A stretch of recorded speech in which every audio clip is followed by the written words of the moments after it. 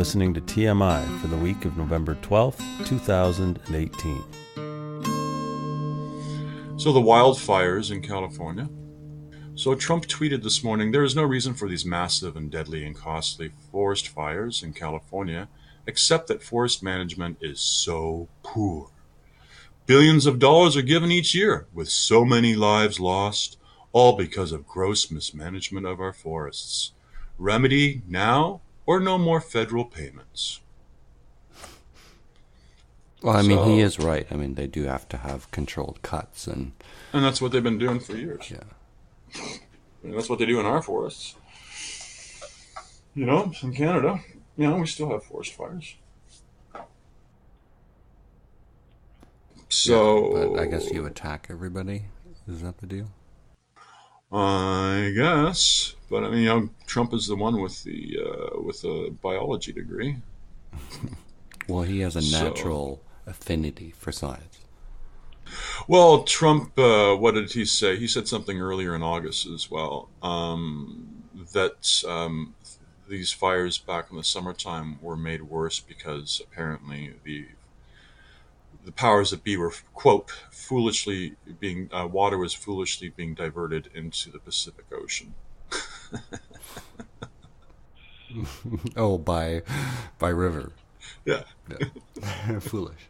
I mean, I can't make this shit up, right? I mean, I might be in a foul mood today, but I can't make this shit up. So, commander-in-chief of stupidity, really, honestly. I mean,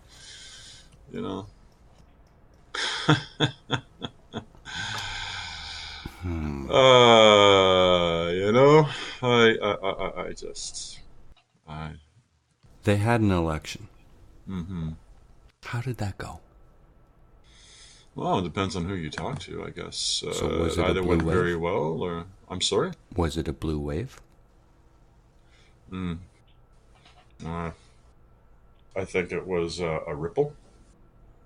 Well, by the end of Tuesday night, after going through various waves of depression about the failure of a blue wave, had they getting to, something like 17 seat majority or 22 or something, but the way it may shake out, they could get mid-30s to 37 by the time all the votes are counted.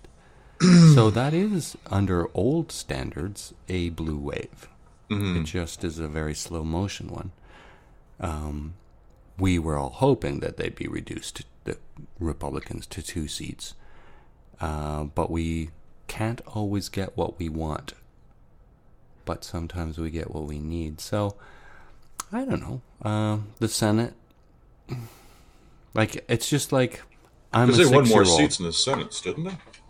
The Republicans did. Yeah. So the Democratic wave was heading the wrong direction in the Senate. Impotent. Well, I'm like a 6-year-old, and I stomp my feet, and I have temper tantrum when I don't get my own way. And I know how I would have wanted it to go, but the reality is that people are stupid. And they're stupid no matter what country they live in, and there's a certain percentage of them that seem to be stupid. And even if they very slowly will learn by observing Trump's behavior and his words, it's going to take a long time because we're stupid. So it's just me not getting what I want. So I'm having trouble with it. But as I said, it could be 37 seat majority in theory if I got my own way. By the time all the little votes are counted and the controversies and too soon to count and too early to call and all those conditions have been passed, who knows?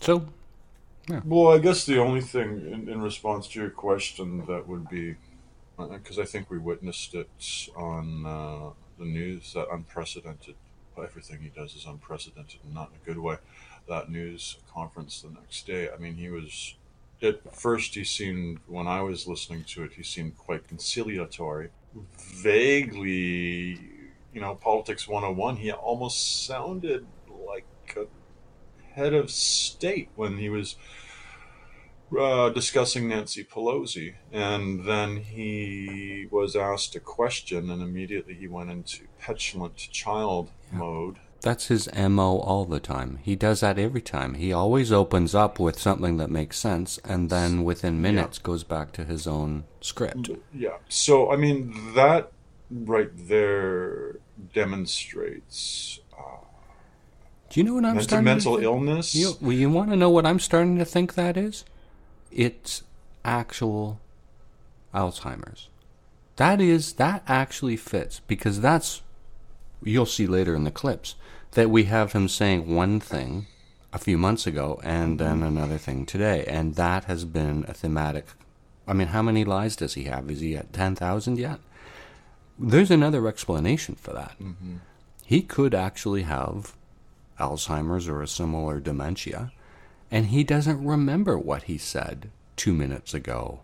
That's why because that's what I said. It's he said the right thing, looked presidential, and then he goes off script because he can't remember the script. Maybe his memory is about 10 minutes long. Actually, that starts explaining a whole crap load of stuff. Yeah, but they have teleprompters. So, I mean, they always keep everybody on script with a teleprompter, right? But you think he's reading from a teleprompter at his rallies or in these press conferences for if you look 47 minutes? Yeah, if you look on the podium, he'll have a teleprompter in front of him because it's translucent, and there'll be one to his left and there'll be one to his when right. He's making a statement, but when he's answering questions from a press... Well, then they usually have something in their ear. Okay, and so there'll be somebody in the back room reading scripts to you in bullet points.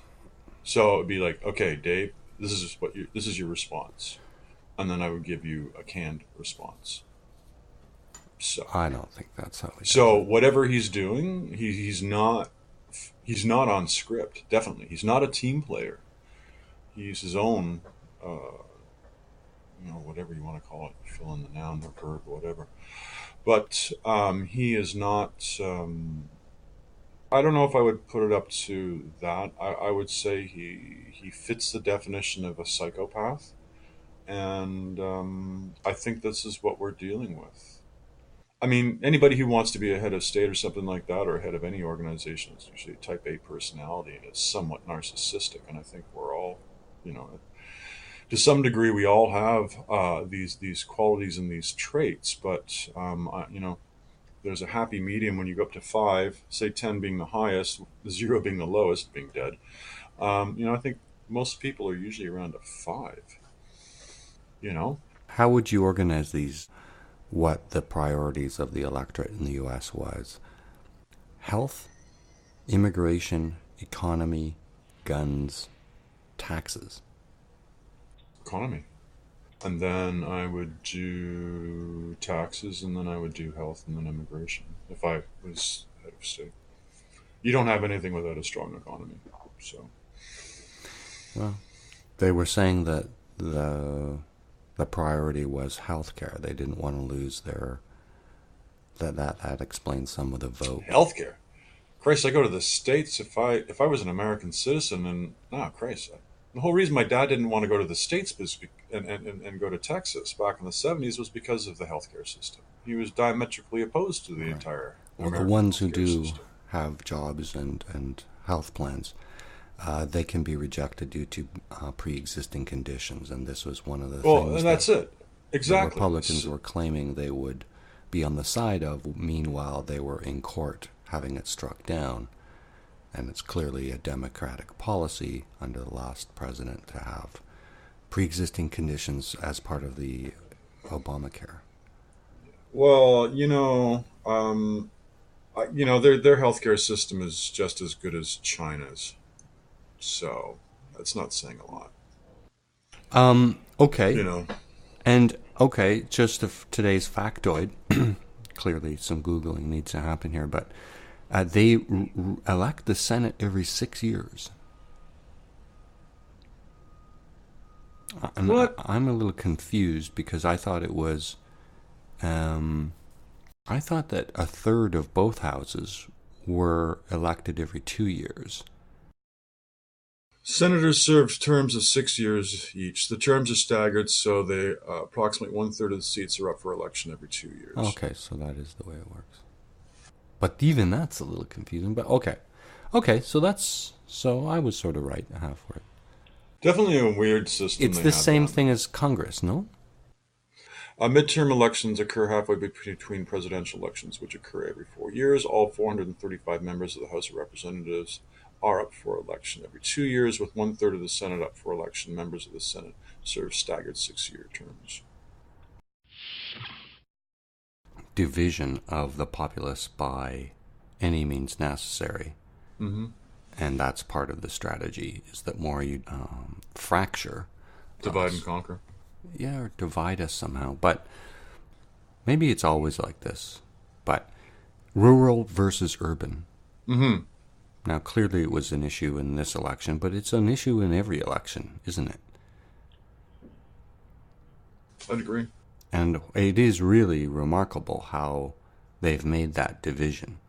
That's probably the brilliance of conservative politics in North America for the last 60 years. Maybe. I seem to recall, a story when I was a child. Maybe other people out there might remember it as well. But I don't think this phenomena of the urban voter versus the rural voter is unique. The story of the city mouse and the country mouse. They're cousins. Because that's even in our grade 1 readers. Is a bit of a description between rural and certainly there was that exodus from the rural areas to the cities, and I guess maybe that's where this sort of separation starts. Mm-hmm. There's a book that I was reading that I have to get back to my mom. It was written by Kenneth M. Wells, and it's called The Owl Pen, and it was written in copyright 1947. So I have a first printing of it right here that I've been trying to get through. And if I recall correctly, this gentleman worked for the Evening Telegraph. I guess it's a precursor to the Toronto Star, or maybe I have that wrong. Anyways, so it's a story about finding, it was after World War II, and he wanted to find his little Eden with his partner, with his wife. And so they found this little place up just north of Toronto in the township of, in between the townships of Moonstone and Coldwater Valleys. And you can help me here. The township is spelled Medonte.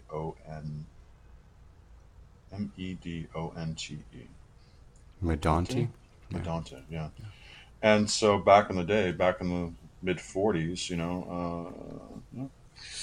it's a charming little look at rural Ontario and how even then in 1947, he's talking about coming up from the city and buying this place, and all the farmers and everybody that were living there, were laughing at him because, abandoned farmhouse that's been there for about 50 years probably when everything was opened up in the 19th century. And sounds a little bit like Green Acres. Yeah, exactly. And he discusses in the book, and kind of like the same thing with Green Acres, that parody, not of the book obviously, but it's an American thing, but of the rural sensibilities versus the urbanites, and and how they see things. I wonder if we should have a little sound clip of the Green Acres theme as we segue out. Yeah, well, my cynical view of this, how the battle between urban and rural panned out in the last election. In anger, I muttered, maybe we should just pave the rural areas. Well, I hear you. It's definitely, didn't the youngest person ever voted in the Ontario legislature, I think it was a by-election last year. I think he was 19 years old. And he was still living in mommy and daddy's place, but he's now an MPP representing the people of Grimsby, St. Catharines, Niagara. if I remember correctly, I could be wrong. But this guy, aside from a lack of life experience and living in mommy and daddy's basement like some troll, has no life experience, number one. Number two, is an extreme right-wing conservative. And Ford and everybody have been trying to keep him out of the wings because he's a real reactionary and social conservative. So I don't know. I mean, that's not very rural, but Is he corn-fed or milk-bred? Oh, he's probably fed off of Andre's wines or something like that. Baby duck. He was probably suckled on that. So, but the counting continues on in the election. The states light up red until you zoom in on the cities. Yeah. There's a few contested counts still underway. Abrams versus Kemp. Rick Scott versus Bill Nelson. There were protests outside of the accounting office. The person who's in charge of this accounting jurisdiction in Broward County was appointed actually by Jeb Bush, just oddly enough. But they're out screaming and yelling because some people are saying she's done a great job, and other people are saying that she makes confusing ballots and continues, as we can see, to just have total chaos reigning. But there's protest outside, and I just thought it was funny, because even though, well, some of them are Democrats, they're yelling, "Lock her up." So that's what we've degraded to. Wow. Wow. That's probably somewhat, I hope it's in humor, but lock her up. So it's infected the whole thing is. Yeah. Well, And what do you make of, some of the, criticism of the Democratic Party is how the DCC picks who to run in jurisdictions and who they choose to fund, but Patsy Pelosi. But what do you think of Nancy Pelosi? What do I think of Nancy Pelosi? You got it, right? Patsy Pelosi, right? Yeah.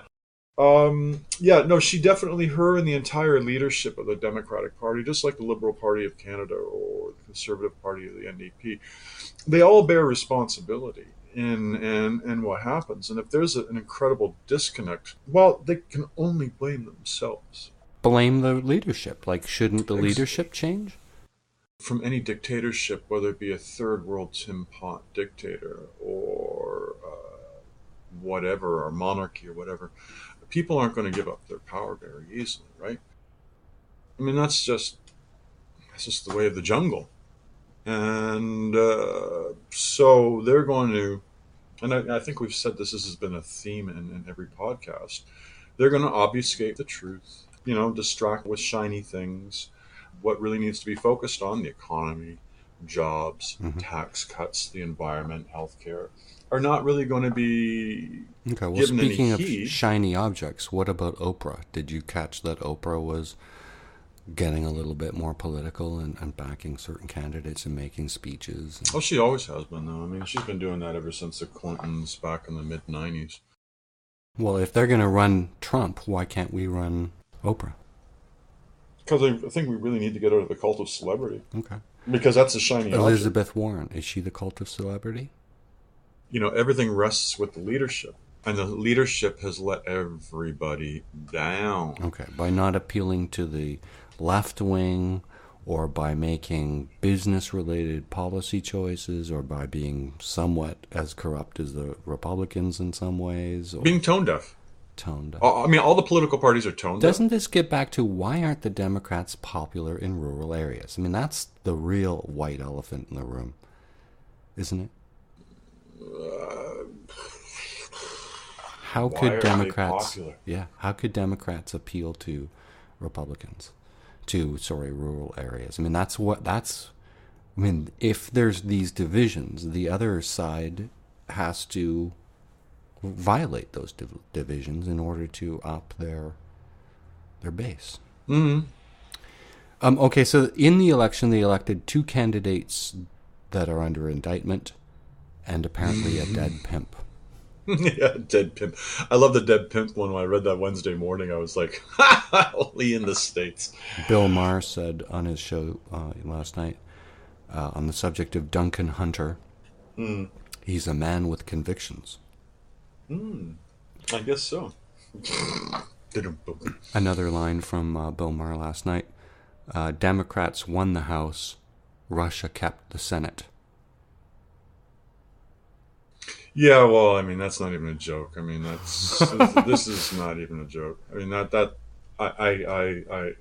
political interference runs every country. It seems now does it, and like I said a few weeks ago, all of a sudden we're getting an idea of how the sausage is being made in the sausage factory. Wow.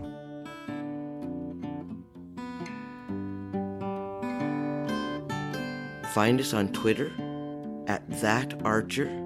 Our podcast page, tmi.twxnet.com.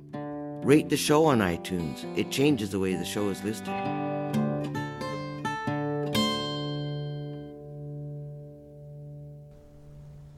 So after the election, Trump worried about what the Democrats will do with their control of the House of Congress, under questioning about whether the Democrats will go ahead with more investigations, Trump said. And I would blame them. If they do that, then it's just all it is a warlike posture. Sounds like a man who's worried about something. They want to do things. You know, I keep hearing about investigations. They can play that game, but we can play it better. Because we have a thing called the United States Senate. They can look at us, and then we can look at them, and it'll go back and forth, and it'll probably be very good for me politically.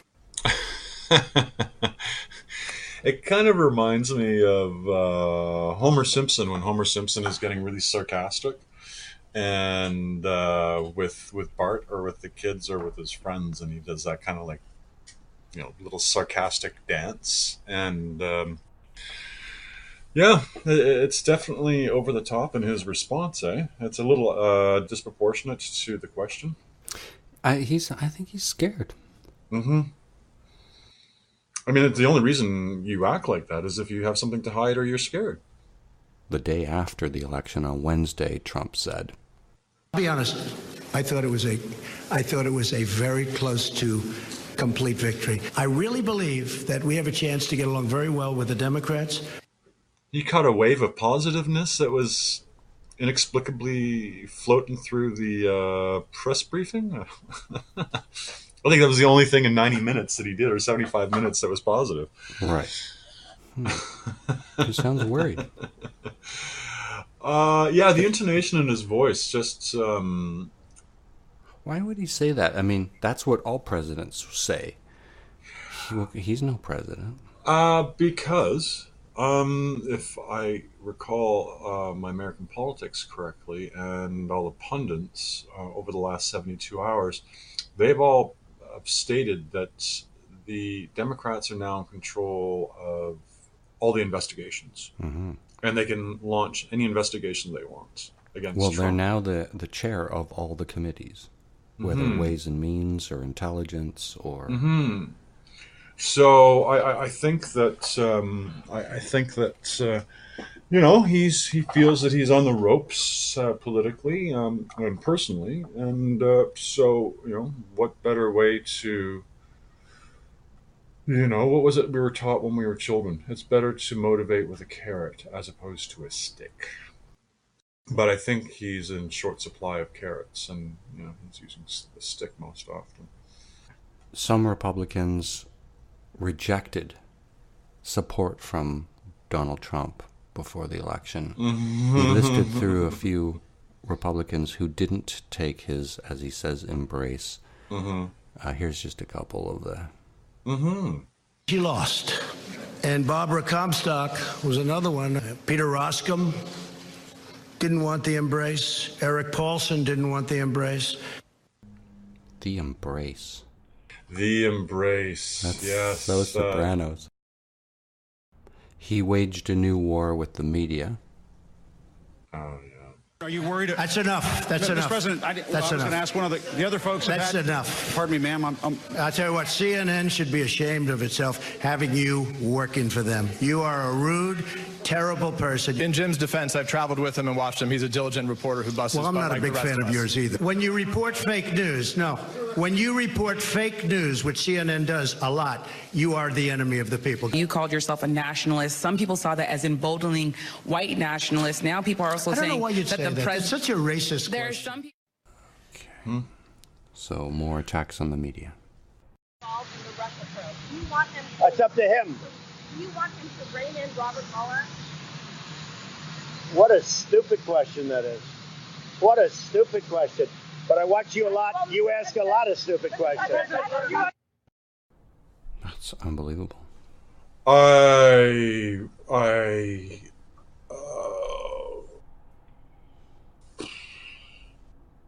There's more. Of course there is.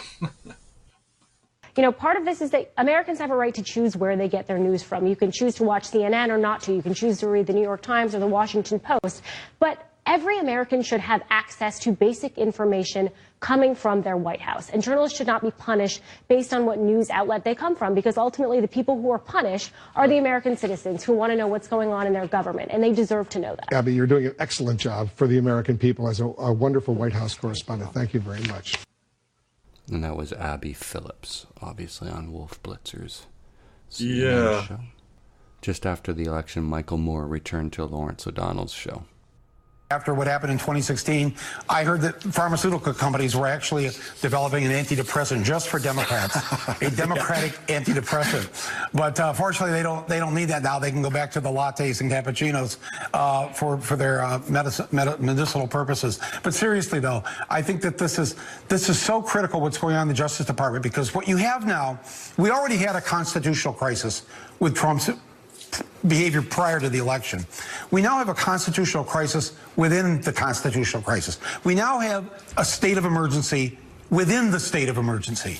This has gotten very dangerous, and you know, we haven't even touched on what happened in Thousand Oaks today with the people that were killed. We live in a country now where an American can go into a bar and kill 12 people, can go into a synagogue and kill 11 people, can go into a Kroger looking for black people and kill black people. We are in a very, very dangerous situation. All of us have to be up and active. We have to be on guard. And Ruth Bader Ginsburg, if you're recovering tonight and watching this, seriously, I would do anything for you. I would literally donate a rib for you. Although my ribs might not be, it might take up your whole body, but I'm just saying that we've got a lot of things in front of us here, a lot on our plate, Lawrence, but the people are going to be heard, and they're not going away just because they won on Tuesday night. Michael Moore, thank you very much for joining us tonight, starting us off tonight. Really appreciate it. Thank you, Lawrence. Thank you so much. Lawrence O'Donnell, once again. Up next, Frank Figliuzzi on corruption. I think we're watching obstruction of justice play out right in plain sight. I fear there's a quid pro quo. You do this, I name you acting attorney general, or I nominate you for attorney general. You take care of the special counsel investigation, and that's public corruption. So his new appointment to attorney general, starting to face some serious opposition. Well, just to interrupt you there, they have some leeway on appointing people, but don't they have to get some sort of cabinet approval for somebody like this, or House approval to put somebody like this into that position of power? Yeah, there's very clear laws that have never been violated. There's never been an acting attorney general because there are very strict rules about the chain of succession. That's what I thought. Yeah. So, is it Rosenstein?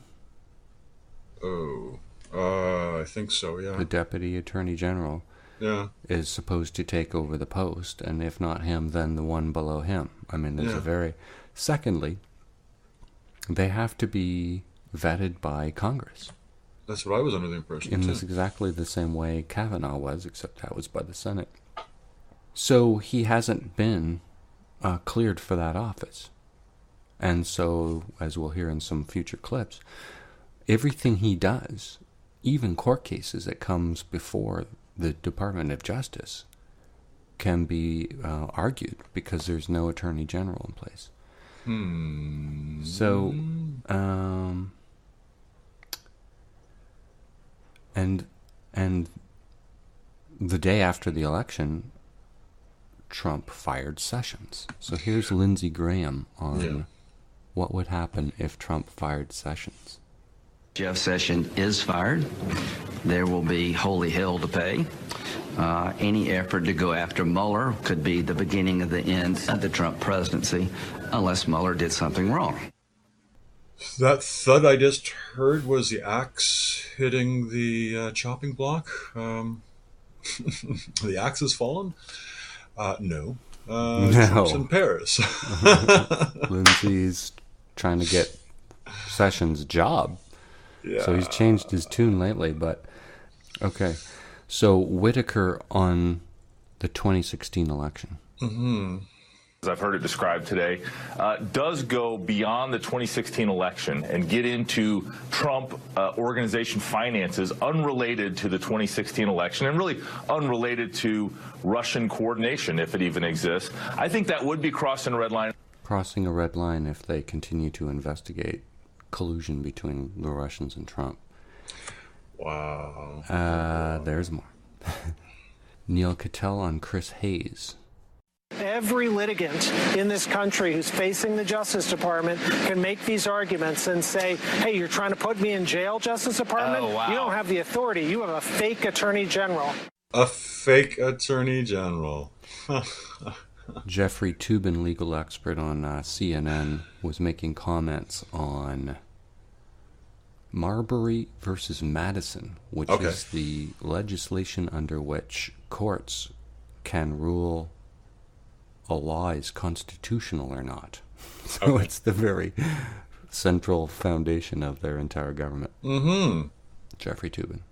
Is not only contrary to how the Constitution itself defines no establishment of religion, it is also contrary to how all judges express the need to keep the courts insulated from political and religious and other kinds of pressures. So the Marbury versus Madison stuff, the religious stuff, is way outside the mainstream of American legal thought. Whitaker on religious judges. Are they people of faith? Do they have a biblical view of justice, which I think is very important because we all know that our government... Levitical or New Testament? I'm a New Testament. And what I know is as long as they have that worldview, that they'll be a good judge. Sounds so familiar to the whole abortion, Roe versus Wade, the mixture of religion into politics, separation of church and state, the usual.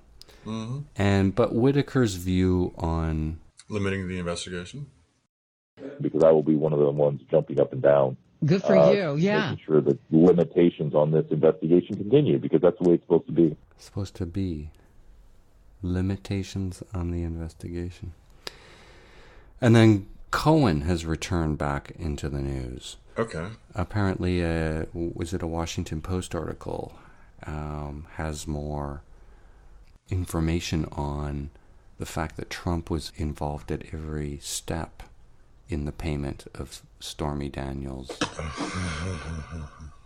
But we already knew that, and we played it on the show, the recording of Cohen and Trump talking about the payments and how they would be made, and Trump offered to pay in cash. And so it's, on one hand, it's old news, but then after that recording was released, Cohen pled guilty in court to that very thing, and was guilty of campaign finance. And then Trump was named as an unindicted co-conspirator. Co-conspirator, I recall so that, I don't know how fresh this news is, but it brings Cohen back onto the scene. Let's into the stage, yeah, for sure.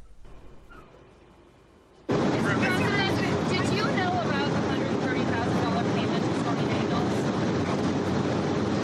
Then why did Michael Cohen make this if there was no truth or allegation? You have to ask Michael Cohen. Michael's my attorney, and you'll have to ask Michael. Do you know where he got the money to make that payment? No, I don't know.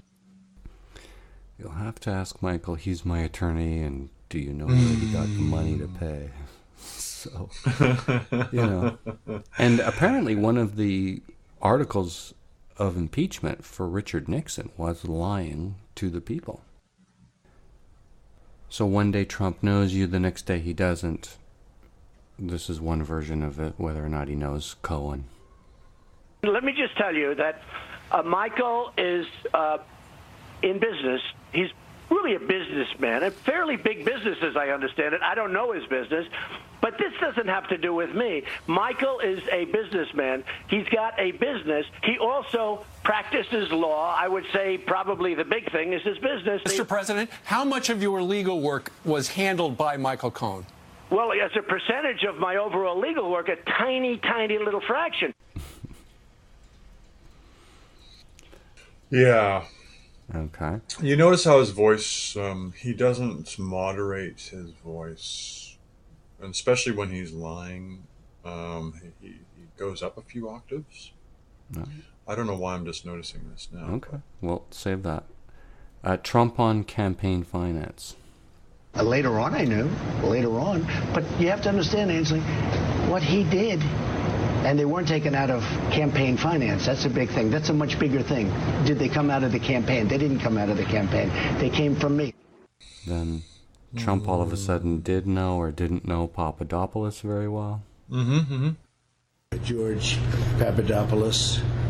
He's an oil and energy consultant. Excellent guy. I don't know Papadopoulos. I don't know him. I saw him sitting in one picture at a table with me. That's the only thing I know about him. I don't know him. I never talk about that, but I can tell you Matt Whitaker's a great guy. I mean, I know Matt Whitaker. All right, so he knows Matt Whitaker. Matt Whitaker. I don't know Matt Whitaker. Matt Whitaker worked for Jeff Sessions, and he was always extremely highly thought of, and he still is. But I didn't know Matt Whitaker. But one thing for sure would be that Trump must like Whitaker because the Russians interfered with the U.S. election, which has been proven false. They did not have any impact in the election. I guess what they're trying to conflate is that somehow Russia and the Trump campaign, sort of conspired to influence the election. I mean, it's crazy. That's convenient. I can tell you Matt Whitaker's a great guy. I mean, I know Matt Whitaker.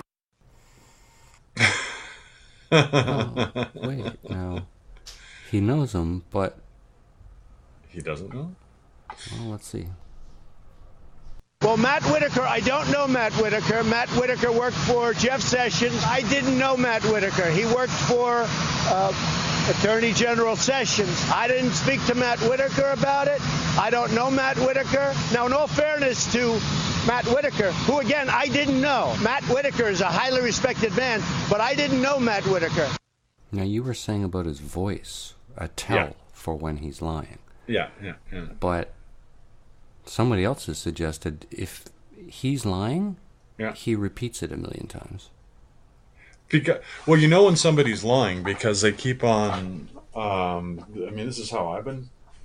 Taught to lie. Taught. Go ahead. Well, no, you don't put yourself in a position to lie to begin with. Yeah, exactly. You don't put yourself in a position to get into trouble to begin with, right? It's all about morality. It's all about maturity. But when you were 8, you probably had the talking points, and you probably just hit the same ones over and over. Well, I mean, I think there was a show called Lie to Me a few years ago. It was actually a really good show. Fortunately, they didn't continue with it. But so everybody would have gotten their pop psychology from that. But from what I learned when I was in college was that if somebody's trying to obfuscate the truth, they will try to repeat that point that they want you to believe over and over and over and over again, ad nauseum.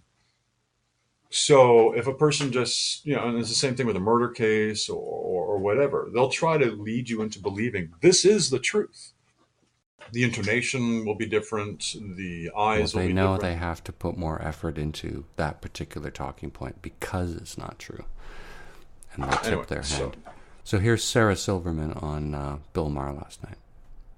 It's been exactly 2 weeks since he announced he was a nationalist, and in that time there's been 2 mass shootings and 14 bombs sent to every single person that he targets in his speeches, his rhetoric over and over again. He knows that he can start a fight and he doesn't have to finish it because someone else will finish it for him, and that's his role in domestic terrorism.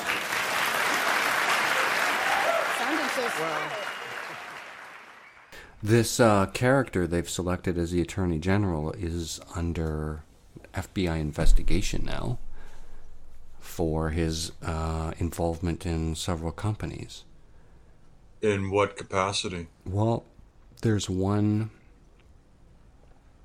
Well, I don't know. Each one is different, but he was the chairperson and hands-on involved in some videos promoting a patent company that it's assumed took money from inventors and didn't. Okay. And extorted them.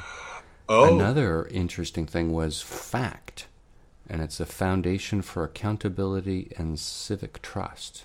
And what they did was went around and just took money from Republicans to launch legal attacks on Democrats. Just in recent years. And then there's another failed business attempt. I don't know what it was. But one of them, at least he's under FBI investigation for, and the other one he was fined $26 million for. And this is somewhat recently. He used his name as a U.S. attorney to threaten people who were trying to get their money back after being ripped off by his companies. So somebody in that position and with that bias and with those views on judges and religion... it's a conflict of interest, bottom line. Well, somebody, Wolf, asked, shouldn't they be vetting some of these people? Which I thought was a weird question, but there's Wolf. Well, but I mean, it's good true. question, but after all that we've seen, I mean, in every case, he picks in somebody who's destined to dismantle. They pick somebody who hates public education to head education. Right. They pick oil executives to head the EPA. I mean, in every case, they pick... Yeah, well, and this is what I was saying to you before, I think about 4 weeks ago. This is why you need to have a good bureaucracy, because I think, as was in the TV show out of the UK back in the 70s or the 80s or whenever it was on, Yes Minister, the minister only did as well as the bureaucrats wanted them to do well. So if you go in with a guns a-blazing and you're underscoring that you're going to find efficiencies, well, I'll tell you right now, the bureaucracy, like any other political animal, is going to make sure that they stay alive. And they're not going to... They'll give you erroneous records. They'll give you whatever it is they need to do to keep things going. And this is what I think you and I and Ali were touching on Thursday evening when you guys called. That if you don't have accountability at every step of the way in every department and people overseeing things... Well, here's a difference. Our ministers often are members of parliament and answer to question period and questions from both houses. Yep. These members of the American cabinet, I don't think they're necessarily senators or congressmen. Yeah. They can be whomever, and they answer to no one but the president. Well, the president, and I guess if things go sideways too much, I guess they're hauled up against a congressional hearing or a senatorial hearing. Okay. If the things go before committees, absolutely good. Yeah. Good point. Yeah. So that's different, but I guess now.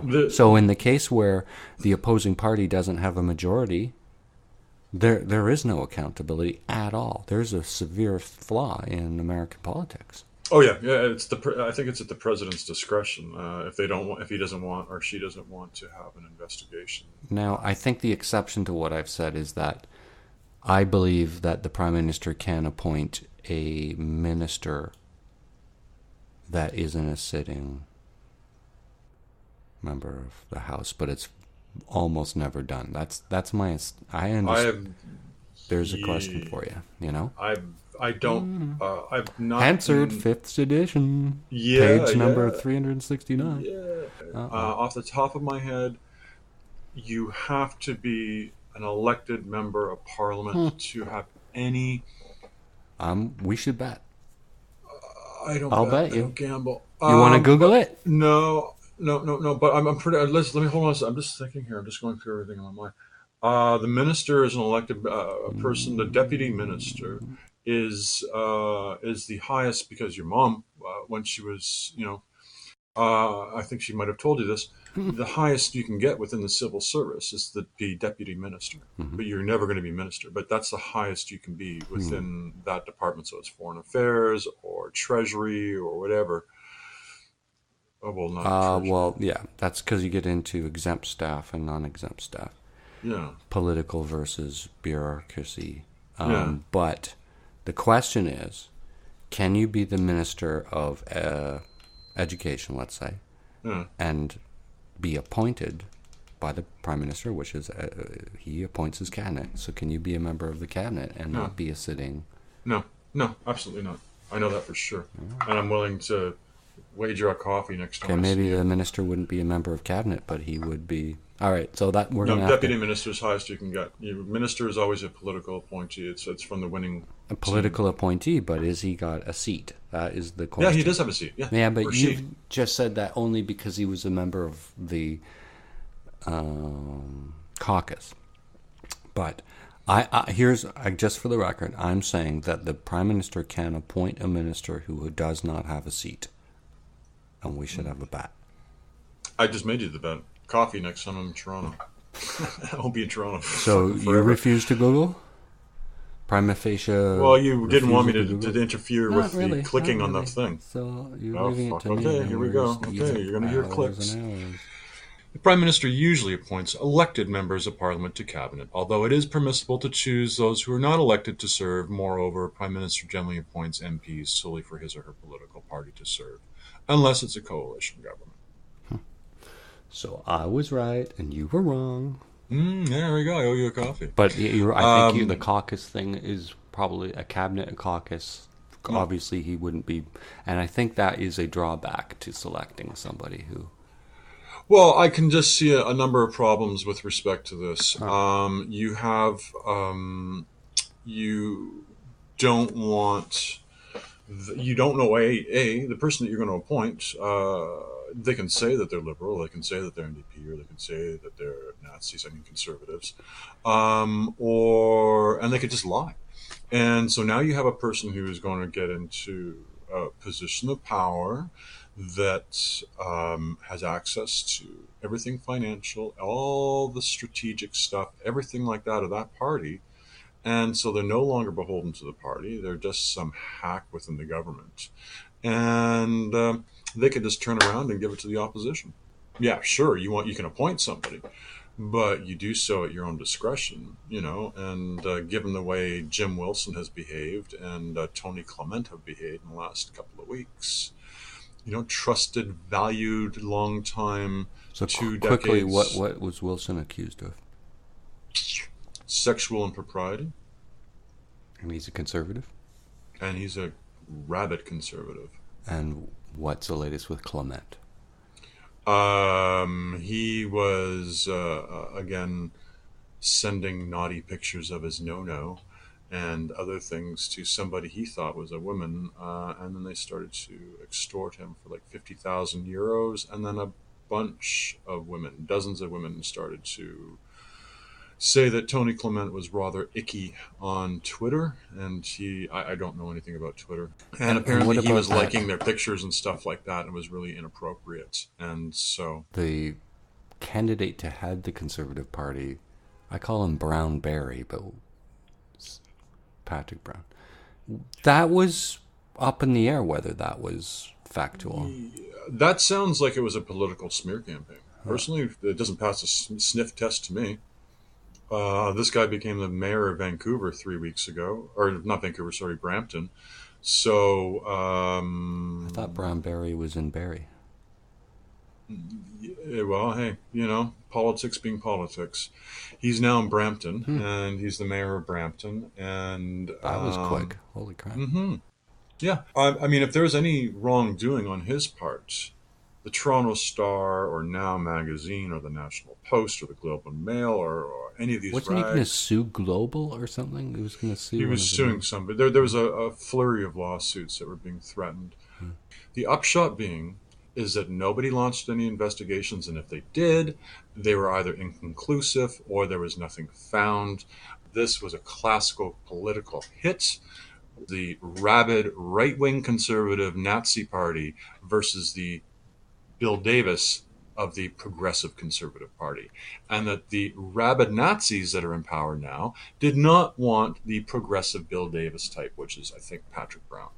I could be totally wrong, but that's just my gut instinct. And the culprit would have been Doug Ford's campaign, no? Who knows where the smoking gun is coming from? Because he didn't get into the thing until the last couple of weeks, I think. The last week, Doug Ford. There's an oil platform that sank off the coast, 20 kilometers off the coast of Louisiana in 2004. This oil platform sank in a mudslide that was triggered by Hurricane Ivan, ironically named. And but Taylor Energy is saying, "Oh, that's not our oil platform," and because they're now liable for this, it is leaking since 2004, 300 to 700 barrels of oil a day. And with no fix in sight, and it's now threatening to take over BP's Deepwater Horizon disaster, is the largest disaster in the United States, oil disaster. And this is coming on the heels, is being exposed as the Trump administration is about to open up oil and gas explorations in the Gulf of Mexico and right up the Atlantic coast, and which hasn't had drilling in more than a century. You and I were watching back in the day as they're trying to cap that thing. And the Deepwater Horizon disaster is only a few kilometers north of where the Taylor site is. So, well, when I saw that headline too, I didn't read any deeper than the headline, and I thought it was just that the BP scar in the Gulf of Mexico had just continued to leak. No, so this is a separate. Yeah.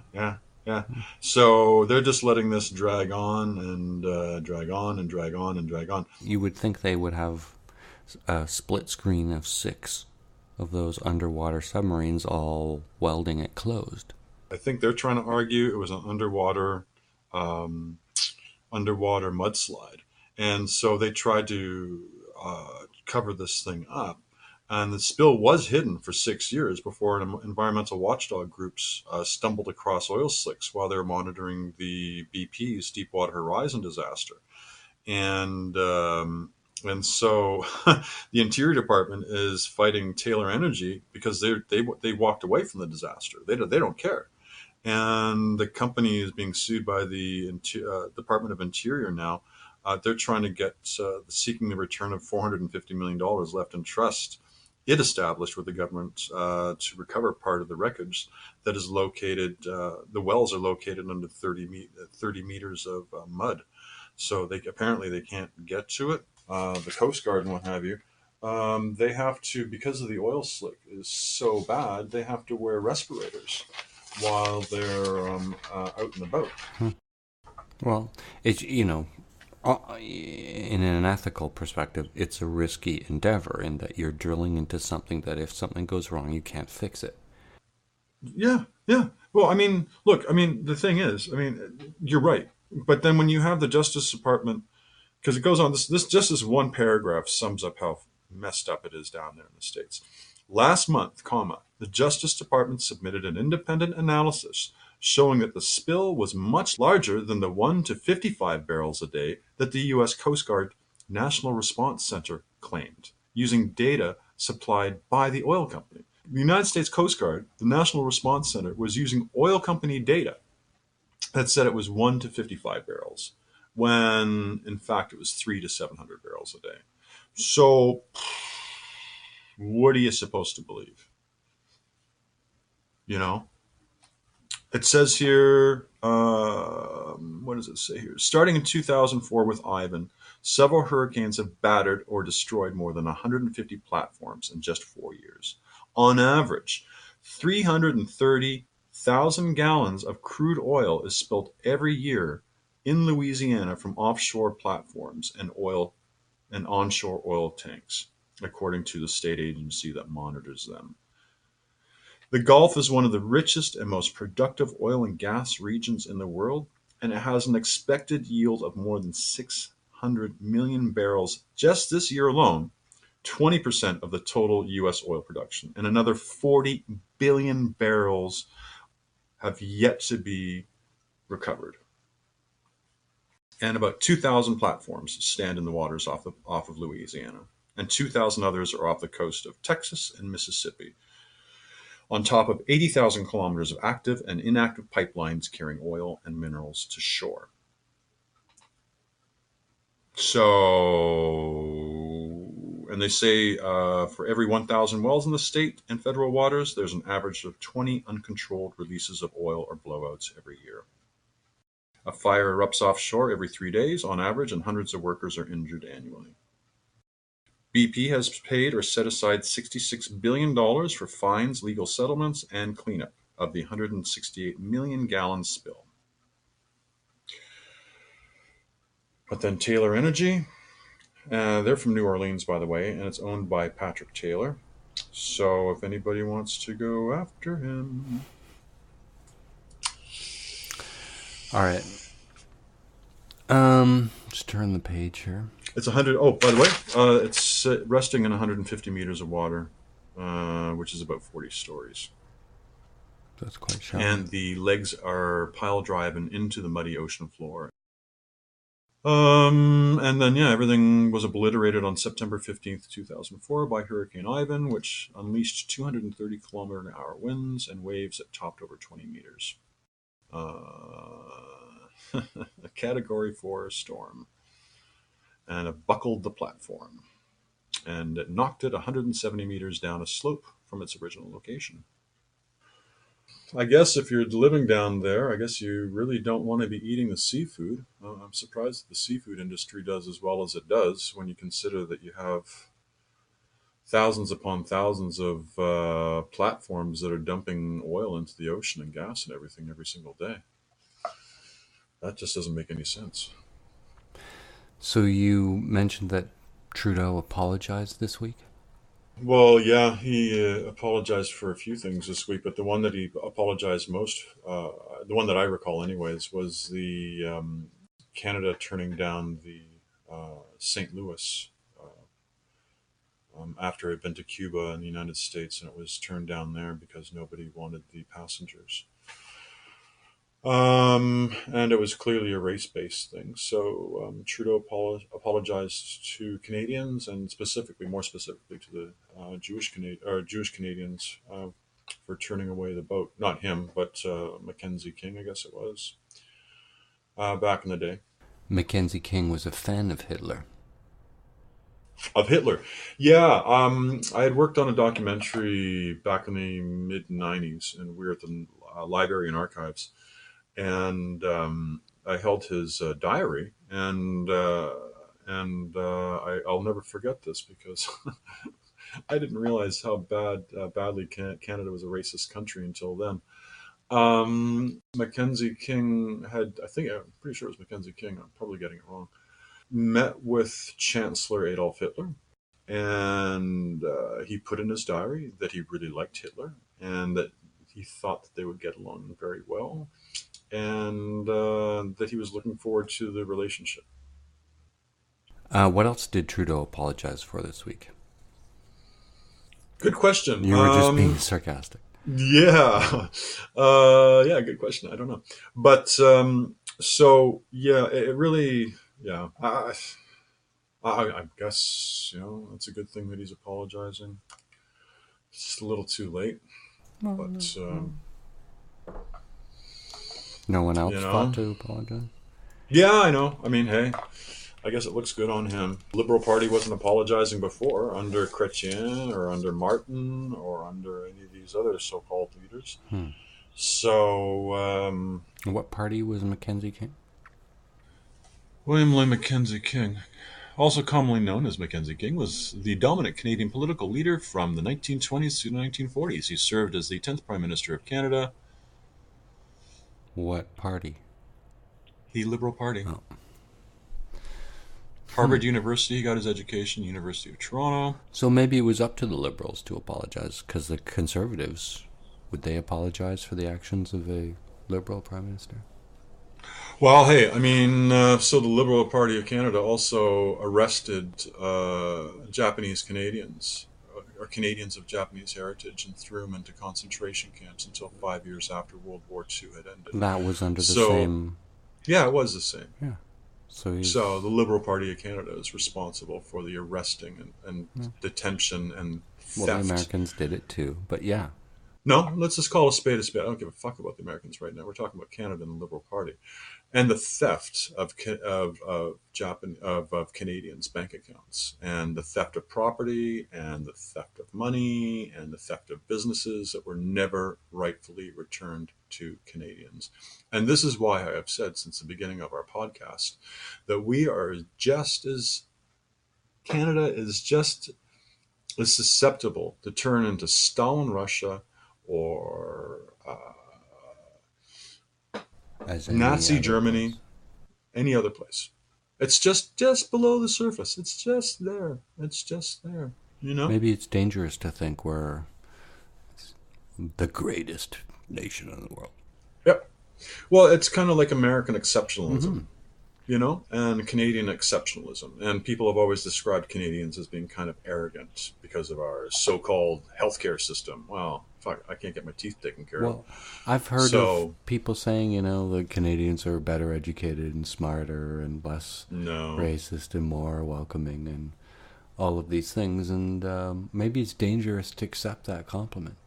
Yeah, I think it is. Yeah. Because, again, when you look at American exceptionalism, you're basically stepping over everybody else, and you're not taking into account anything. Well, and still with the leader of the free world rhetoric. God, I just want to throw up violently. Most powerful office in the world. I just want to throw up violently when you say that. A violent throw up. So, yeah, I mean, hey, yeah, we're great. Yeah, we're great. We have, we're better than China. That's for bloody sure. We're better than Russia. That's for bloody sure. We're better than Saudi Arabia. Most continents, without getting myself into too much trouble. Yeah, I mean, we got a lot of great things here. You know, reliable electricity, clean water if you're not living on an Indian reserve or living in Quebec. You got some health. You know, pretty good educational system up until grade 12. After that, you're left on your own, you know. You know, Kuwait actually has a better educational they've always system. Had a better everything there.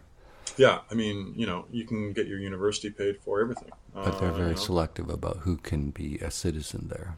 Isn't it? A very small percentage of their actual population are actually considered. They're racist as anything, exactly. So, I mean, and anyway. Okay. Carbonara. So your spaghetti carbonara, man, is to die for. Please send it up here in a drone as quickly as possible. I think, as a matter of fact, you might have a jet stream coming up from Southern Ontario.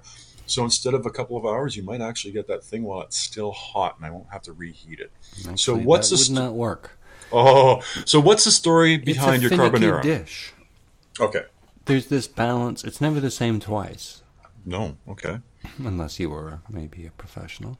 Because there's this magic amount of wetness to it and heat to it. You can't reheat it. It changes the flavor. So it's really one of these dishes that's you preheat a plate and it's seconds from completion to the tabletop. Mm-hmm. And it can be too dry, or it could be too a lot of things. But it's a finicky dish, and maybe we'll cut this out. But it's sort of a men's dish.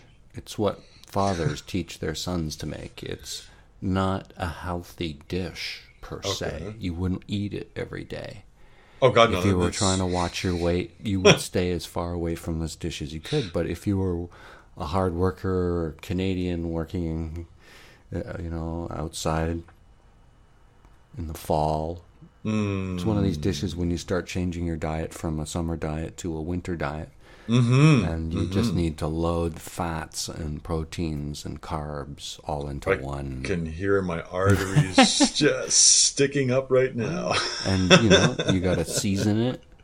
Yep. You throw, if whatever it is, if it's olive oil, a little too much. If it's salt, it's a little too much. If it's some pepper, it's a little too much. If it's some cream, it's a little too much.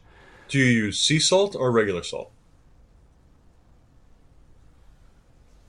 Well, I use Mediterranean sea salt, but I don't think it really matters. But whoa, well, no, you got to pick your battles. Does that matter, or does the Parmigiano Reggiano matter? Oh wow, there's no substitute for that. You can substitute salt. The other key is pancetta. It has to be Italian pancetta. Has to be cut paper thin. At the deli, you can get it at any deli. Is going to have pancetta. You just don't know it. It's there. And there's a really fancy one that looks like a big rack of bacon that they cut by the slice. And there's another type that comes in a kind of loaf. And there's hot and mild, or what do they call it? Sweet and hot. But anyway. You go for one. You can pick the one you like. I don't like to overpower it with the spicy hot one. Just the regular pancetta. Okay. But I have made it with bacon, but it's nothing like. It's not the same dish unless you make it with Italian pancetta, Parmigiano Reggiano. I think when the last you had it, I made it in Ottawa, and it was with regular bacon. So, but it was still just as delicious. My God, dear Lord! I mean. I went to an Italian restaurant. I was invited to Cindy's mom's surprise birthday party just a couple of years ago, and everybody came up from Montreal and everything, and we had it at an Italian restaurant downtown that's famous, and it was the worst mush that I ever had in my life. What was mushy? It was just no taste. There was no sharpness of the Parmesan. There was the creaminess and the taste of the bacon, with the oil and the fat and the cream, and just chunks of bacon. Maybe they were too big. They didn't cut it fine enough. Yeah, it was just. And I remember saying to Cynthia afterwards, a couple of days afterwards when we spoke, and I asked her. I said, "So how did you like it at such and such a restaurant?" And she was just, that was the worst experience ever. I'm never going to go back there. And this is a famous Italian restaurant in downtown Ottawa. But it was, just for the record, for me, I never order pasta in a restaurant. Because whatever the pasta is, I can do it better at home. There's a new place in the market. I don't know what the name of it is. But they make in the window in the restaurant. They make their pasta fresh, and the guys, or it must be egg noodles, I think, because it's Asian guys with the little spit mask on, so they don't. Nice. Oh, seriously, they got a spit mask on. Well, I didn't know they had this in restaurants. So around Dufferin and Bathurst is sort of it's a little bit of an older Italian-y community. There's Lady York, which is an Italian grocery, but so down the street from it's Bologna pasta. Okay. And you could live your whole life, and then when you buy their pasta, you realize something's different. I don't know the flour, or how they work it, or it's just that fresh, or... I think you hit it right there. I think I listed a bunch of the things. Yeah. If it's the flour, the softness. Well, my brother always said that pasta... I mean, if I had the kitchen, my kitchen is smaller than some people's walk-in closets. If I had the room, I would make my own pasta, because it's, my brother had shown me a long time ago when he was here in Ottawa for a bit, the restaurant that he was at, and it was so easy to make. I recommend Decca. What? DECCA, DECA. Okay. It's in a blue box. It's always in a box, that company. Oh, So I know what keep you're your eye talking out about. for that. Yeah. Anything they make of any of their pastas is the best. Okay. Right there. So I use number 11 spaghettini. Okay. Says on the box number 11. Okay. Deca. That's all I think buy. I know what... And there's nothing like it. It is, you just, like I said, you could eat any of the other pastas your whole lifetime, and then once you eat that, you realize there's something different here. And, yeah, okay. So, yeah, but 10 so- out of 10. Your spaghetti carbonara, I don't give anybody 10 on anything. No. And your There's spaghetti... criticisms. My lack of consistency. I think that I'm terrified of serving raw eggs, so I probably overheat it, which causes it to change its consistency. I have made it a few times. Well, there's some secrets that we'll hear. So you start a largish pot of water boiling with a bunch of salt in it. And when in doubt, for spaghetti alla carbonara, you put in too much. And while you're doing that, you're taking your pancetta and taking a serious fist of it. Too much. Mm-hmm. And it's already sliced paper thin, so now you're cutting it on its bias paper thin. So you end up with these super thin strips that are super thin. And you throw it into a fry pan and you start frying it. And you keep your eye on it. And you want to fry it till just before you think it's done. Mm-hmm. And I would move all the pancetta onto one corner of the plate and tip the plate a bit so that the oil runs off it. And just let it cool and sit and mind its own business. And remember, it's slightly underdone. And you're boiling the water, and by now you've got the number 11 Deca spaghettini in the water with too much salt. And while that's cooking, you're cracking a couple eggs and separating the yolks and removing any trace of white and putting them into a bowl. And you add some cream. If you want it to be higher fat, go higher, but I just throw in 10%. And quite a bit, a little bit, too much. And then you take definitely too much Parmigiano Reggiano grated. And you kind of want to just have them ready. Maybe you don't have to put the Parmigiano in with the cream yet. Because I find the milk might saturate the Parmigiano. It just, the longer it sits there soaking. Anyway. By now, maybe the pasta's done. And by now, hopefully, you've boiled some water in a kettle. So there's a kettle of water ready. Mm-hmm. So the bacon's been cooked. The pasta's ready, almost. Mm-hmm. You've boiled the kettle. You've separated the yolks. You've got the amount of Parmigiano you're willing to part with. Mm-hmm. And the cream mixed with those two separated egg yolks in a bowl. Mm-hmm. And you get another frying pan and two rubber spatula thingies. Mm-hmm. And you can pull the water off and strain the pasta, but I take some of that kettle water and pour it over the pasta rather than rinse the pasta. Because you don't want to rob it of any heat. You want to invest some heat. And we always take our pasta off just before it's cooked anyway. So, because the argument is you can slow down its cooking by rinsing it, but we're using boiling water. Mm-hmm. So now quickly you put the fry pan back down. The pasta's draining.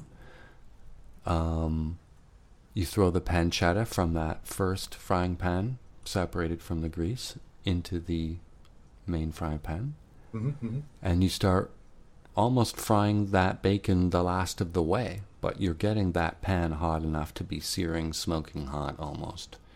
Maybe you turn the heat off now.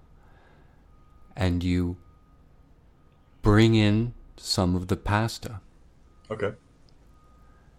And now you've already maybe mixed the Parmesan with those eggs and that cream, and you give it a quick stir.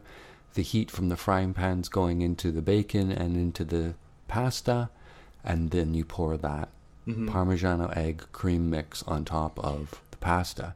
So you've added the pasta into the frying bacon. The pasta and the bacon are getting searing and almost smoking hot. You take your cream Parmigiano egg mixture and you pour it over the pasta, and then quickly a little bit, and this is the magic stroke here, is some of that kettle water. Because that amount of water that you add will actually have an impact on how wet this whole thing becomes. Now, as you're stirring it, just after that, aggressively, you're heating up that mixture and cooking those eggs. So that's why that amount is a magical amount from the kettle that you pour in. It's boiling water, so it's adding heat to the pan, but it's going to determine how moist your whole thing is by the time it's been resting on a plate. And understand the eggs are going to solidify.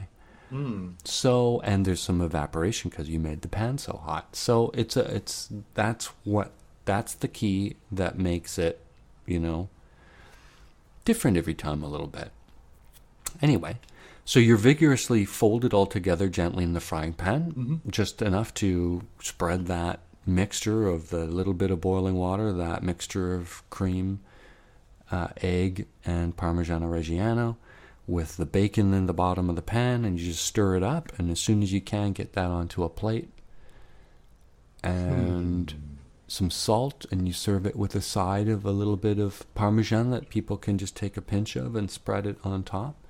And you eat it very quickly. And it would be great if you pre-warmed your plates, because every second that it spends away from the pan is some of its fabulous hotness all Well, I'm reading here that the pasta alla carbonara is unrecorded before World War II and is notably absent from Adea Boni's 1930 La Cucina Roma. And the dish is first established, they theorize, around 1950, when it was described in the Italian newspaper La Stampa as a dish sought by American officers after the Allied liberation of Rome in 1944.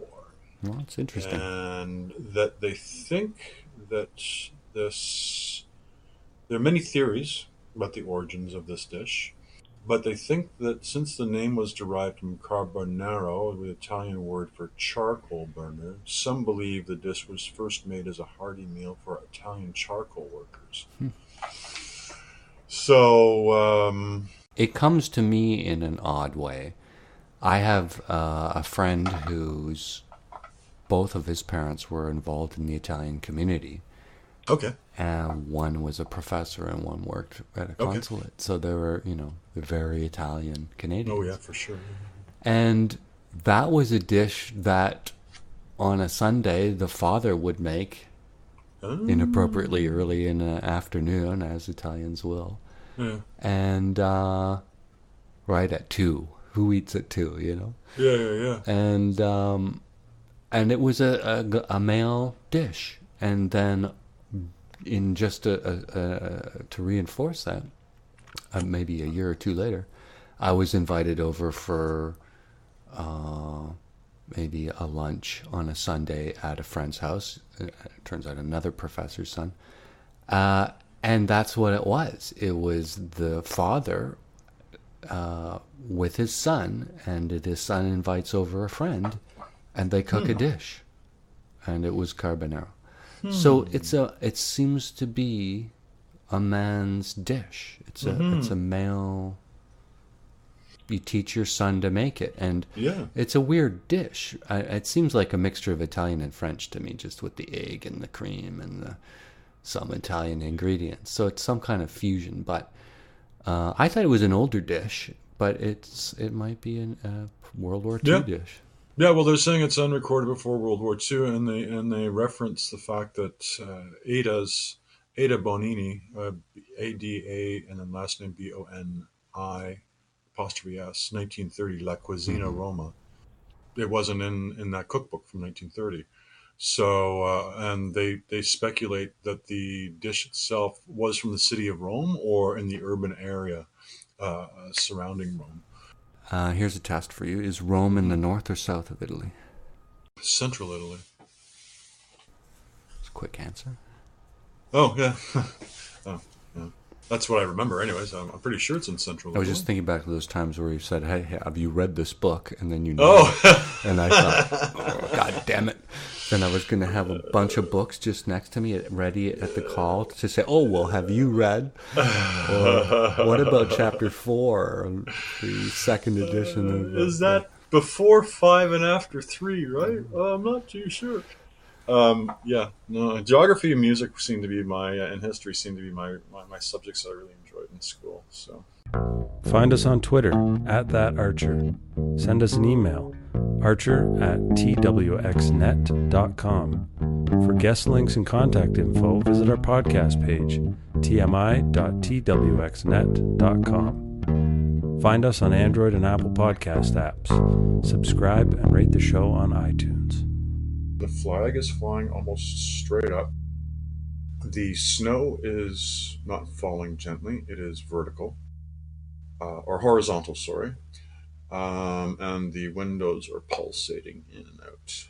That's how windy it is here right now. And the snow didn't go away last night. It stayed on the ground and it stayed on the roof. And everything was coming from the east, and today it's coming from the west. And how cold do you think it is? Well, it's obviously below zero because it's been fucking snowing like crazy all morning. It's supposed to go down to minus 16 tonight. And that was this week's weather. Yeah, well, tomorrow for the Remembrance Day ceremonies it's supposed to go up to 0, but with a wind chill it's supposed to be minus 15. So I'll be there with all the brass monkeys are ballsily rolling down Elgin Street.